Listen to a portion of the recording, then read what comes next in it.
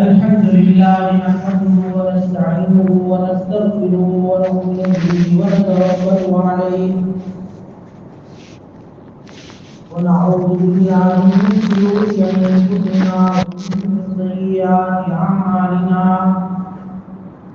من يهده الله فلا مضل له ومن يضلل فلا هادي له ونشهد أن لا إله إلا الله وحده لا شريك له ونشهد أن سيدنا ومولانا محمدا عبده ورسوله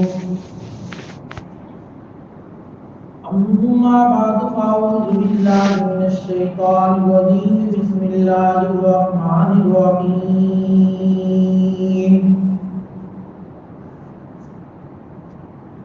يا أيها الذين آمنوا اجتنبوا كثيرا من الظن إن بعض الظن إثم ولا تجسسوا ولا يغتب بعضكم بعضا أيحب أحدكم أن يأكل لحم أخيه ميتا فكرهتموه واتقوا الله إن الله تواب رحيم.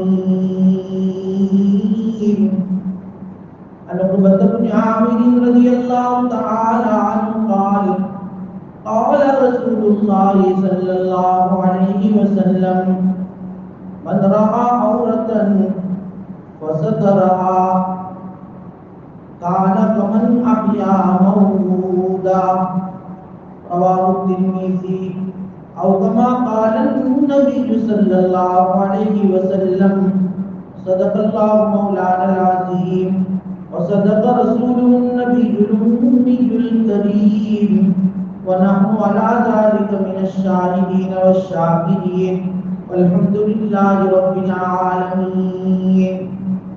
سلام على خير الأنام وسيده حبيبي إله العالمين محمد بشير نذير هاشمي مكرم عطوف رؤوف من يسمى بأحمد.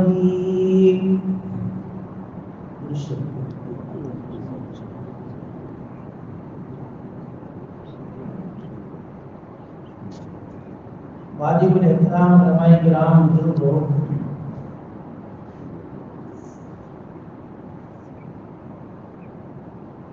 شریعت مطہرہ کی اعلیٰ تعلیموں میں سے ایک تعلیم یہ ہے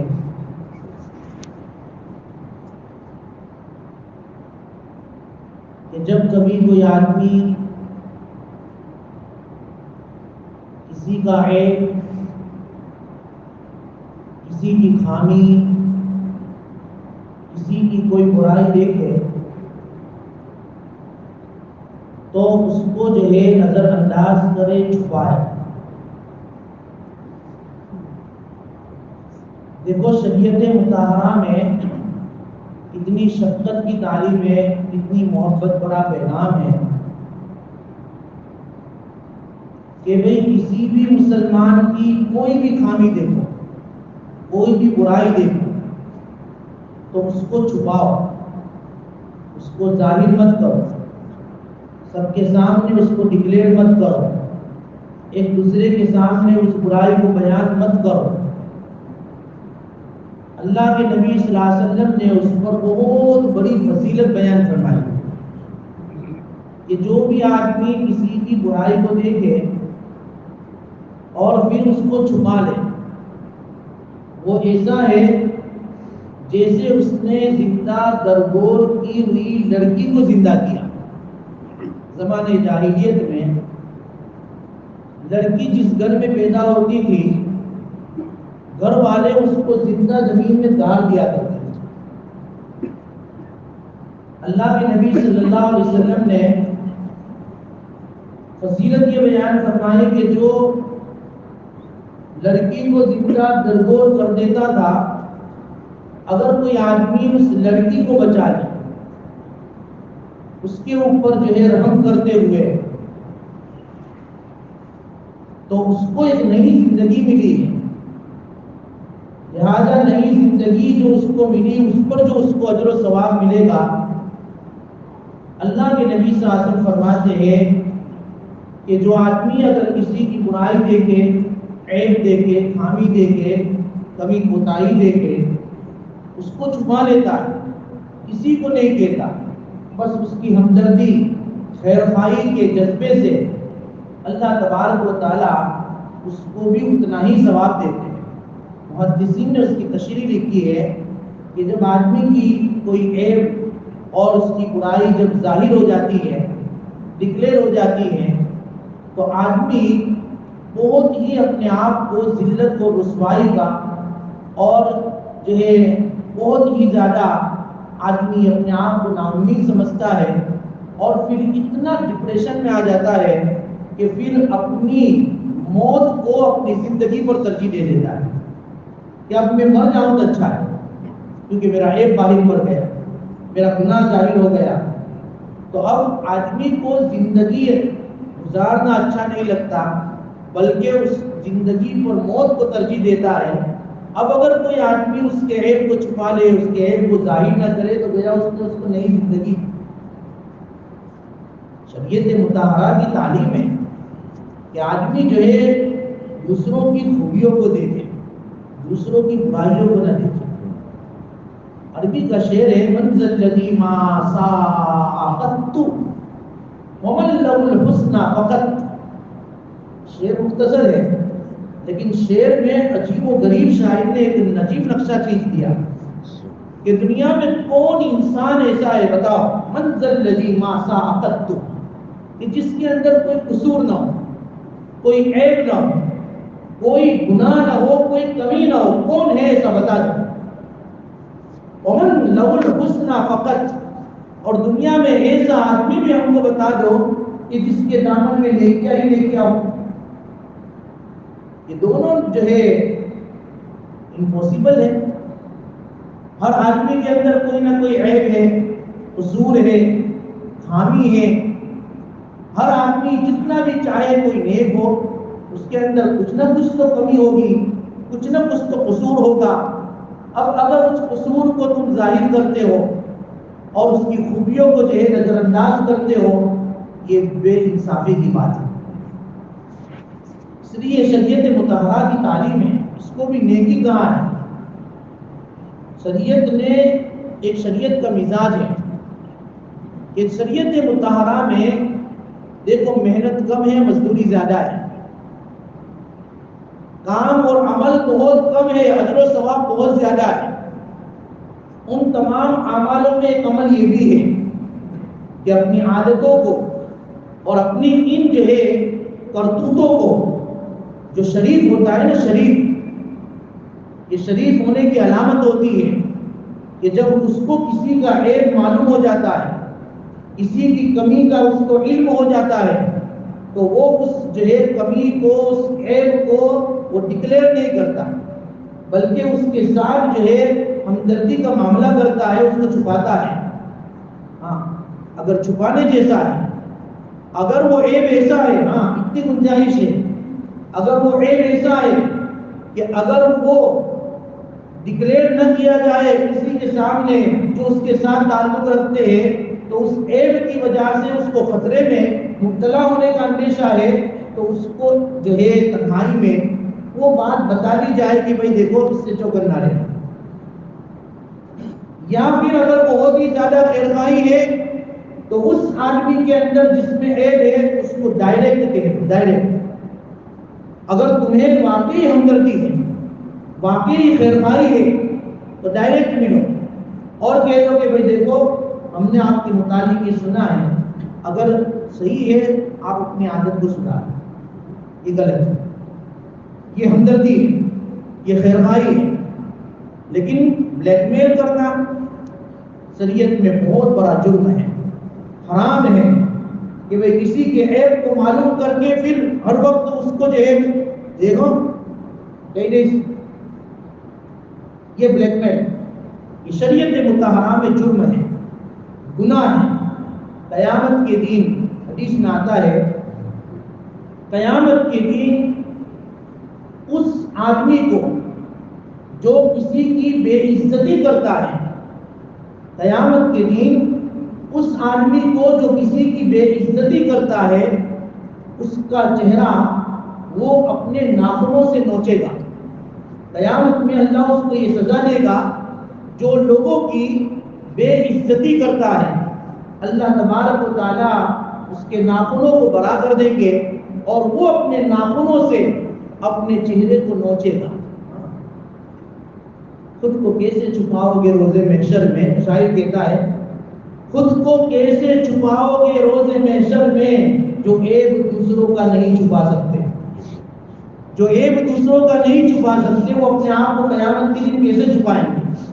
عیب کو ظاہر کر کے ان کی بے عزتی کرنا خاص طور پر مسلمانوں کی شریعت مطہرہ میں یہ بالکل ناپسندیدہ عمل ہے، اور اس پر بہت سخت وعید بھی ذکر کی ہے۔ حدیث میں آتا ہے معراج کے موقع پر سرکار دو عالم صلی اللہ علیہ وسلم جب معراج میں گئے، رجب کے مہینے میں، رجب کا مہینہ شروع ہو گیا، عام روایت کے مطابق معراج رجب ہی کے مہینے میں ہوئی ہے۔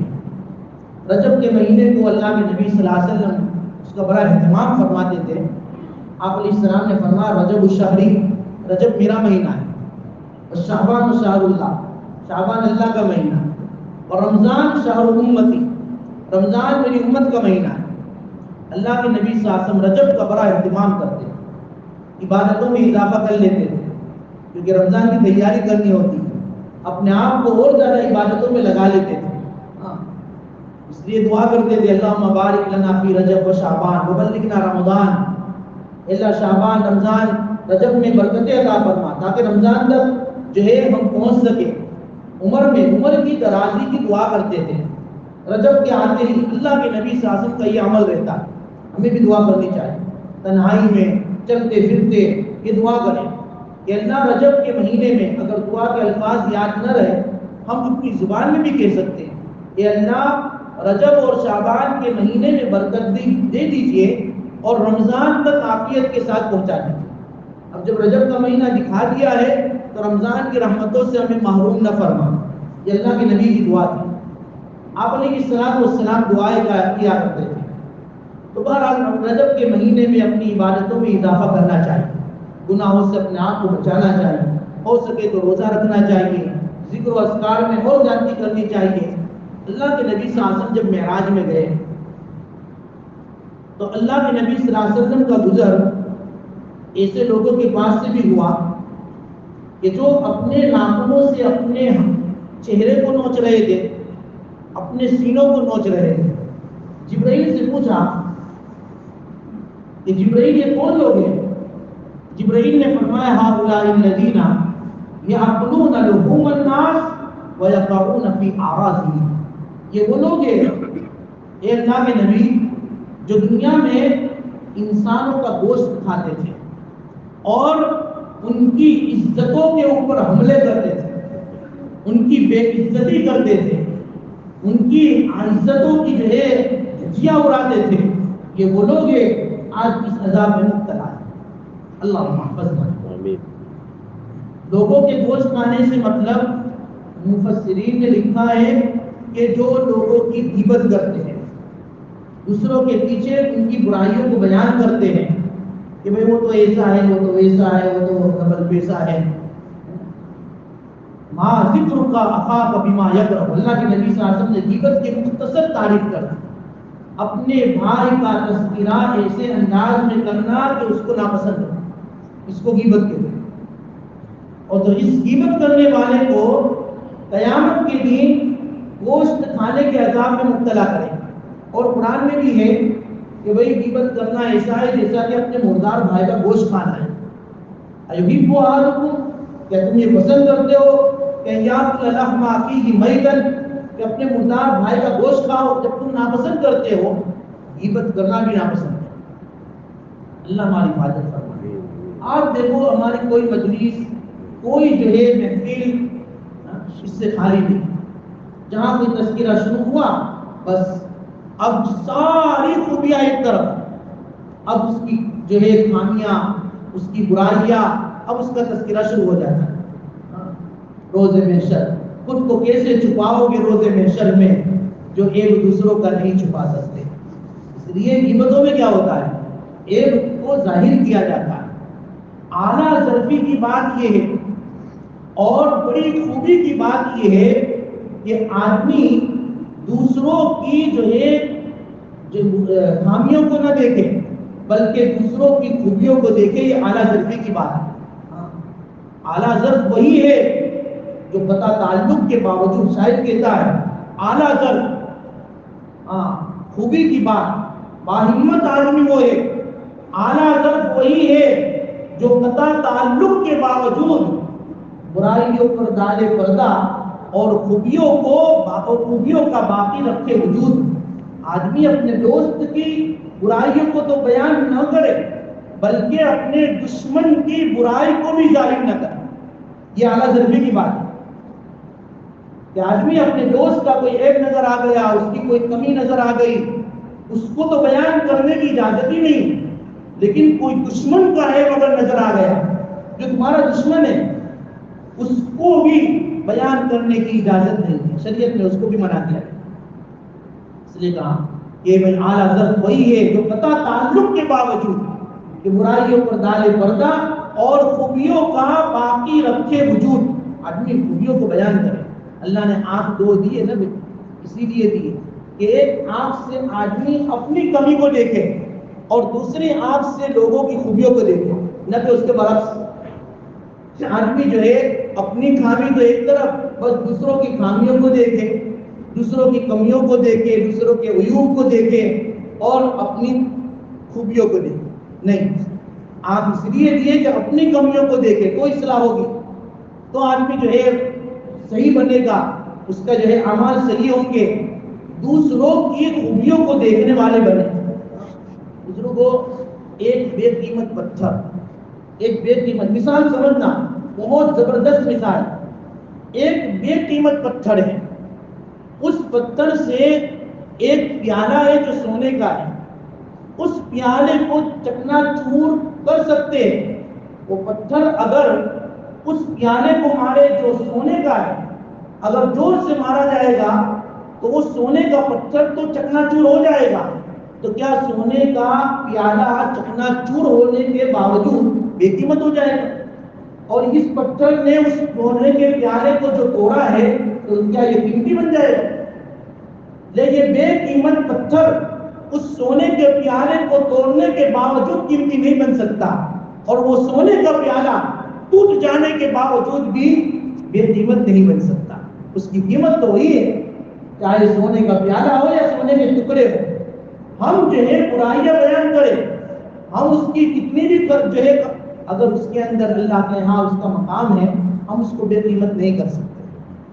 ہم اس کو بے قیمت نہیں کر سکتے, ہم اس کو نہیں. اس لیے ہم لوگوں کی خوبیوں کو دیکھنے والے بنے.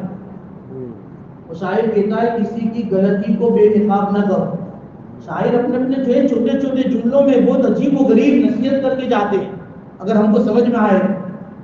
بھئی کسی کی غلطی کو بے نقاب نہ کرو, اللہ کافی ہے, تم حساب نہ کرو. وہ جتنا اگر گنہگار ہے اللہ اس کے لیے حساب کرنے والے کافی ہے, تم حساب نہ کرو. ہاں, کسی کی غلطی کو بے نقاب نہ کرو, اللہ کافی ہے, تم حساب نہ کرو. تمہیں جو ہے اس کی برائی بیان کرنے کی ضرورت نہیں ہے.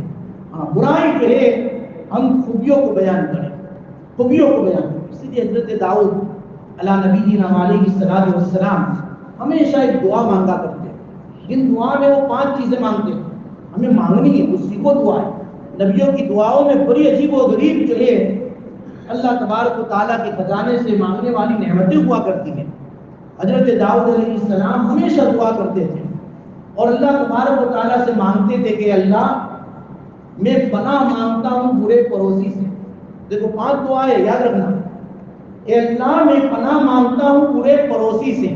جس کا پڑوسی اچھا اس کی زندگی اچھی, سکون کی لائف, اور جس کے پڑوسی میں جو اگر ایسا آ گیا تو جو ہے زندگی بجائے جو ہے سکون و وقار کے ساتھ رہنے کے دوبر ہو جاتی ہے آدمی.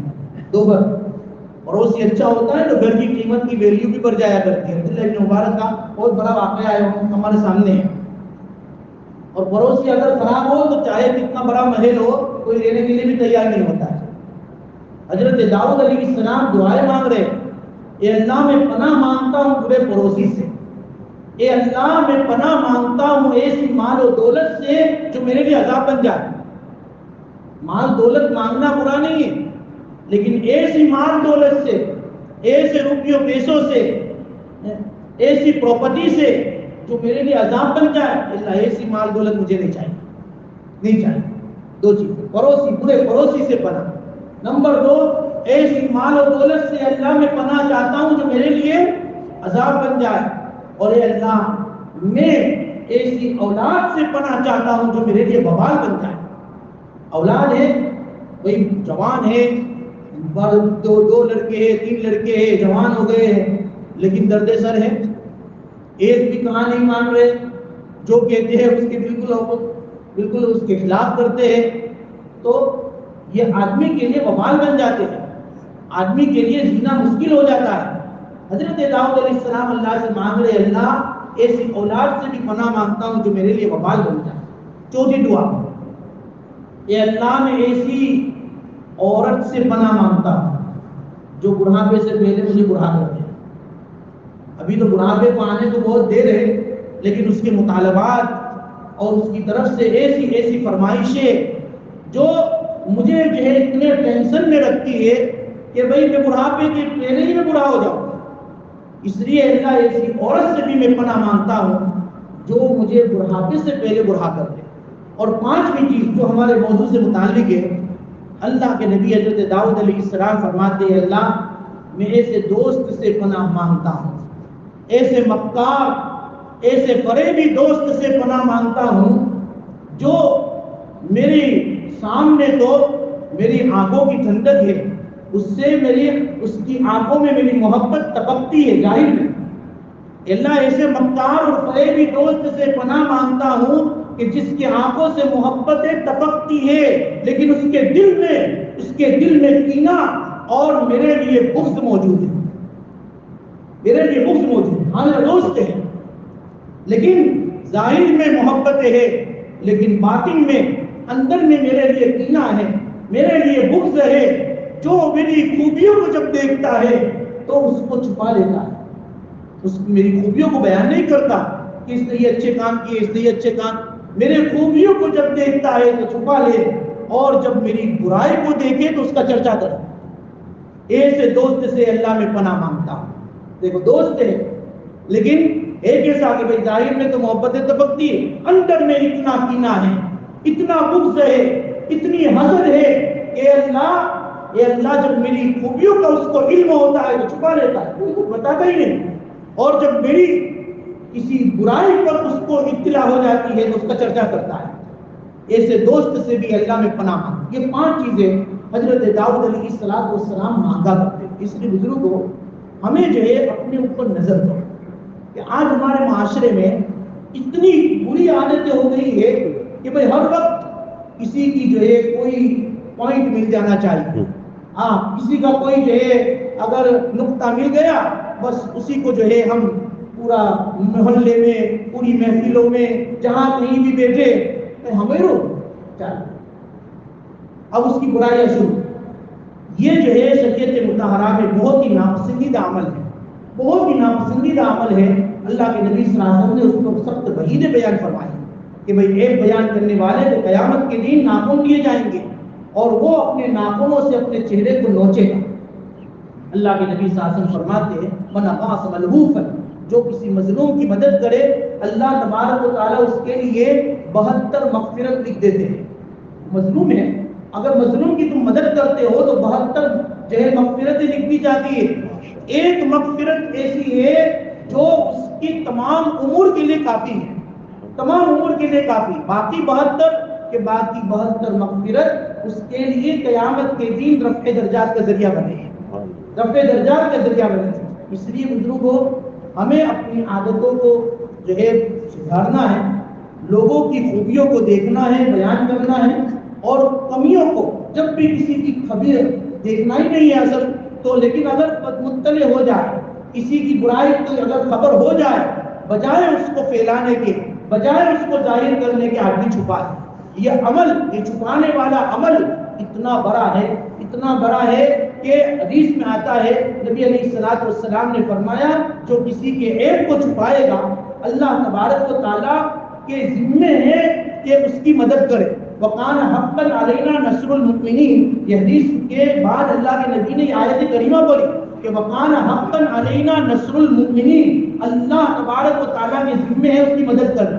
ہم کسی کی ضرورت کو پورا کرتے ہیں تو سمجھتے ہیں کہ ہم نے بہت بڑا کام کیا ہے اور ہم جو ہے اللہ کی مدد کے مستحق بن گئے ہیں. اللہ کے نبی فرماتے ہیں جس طرح کسی کی حاجت کو پورا کرنے پر ثواب ملتا ہے، اللہ کی مدد کے وعدے ہیں، اسی طریقے پر کسی کے عیب کو چھپانے پر بھی اللہ کی مدد کے وعدے ہیں.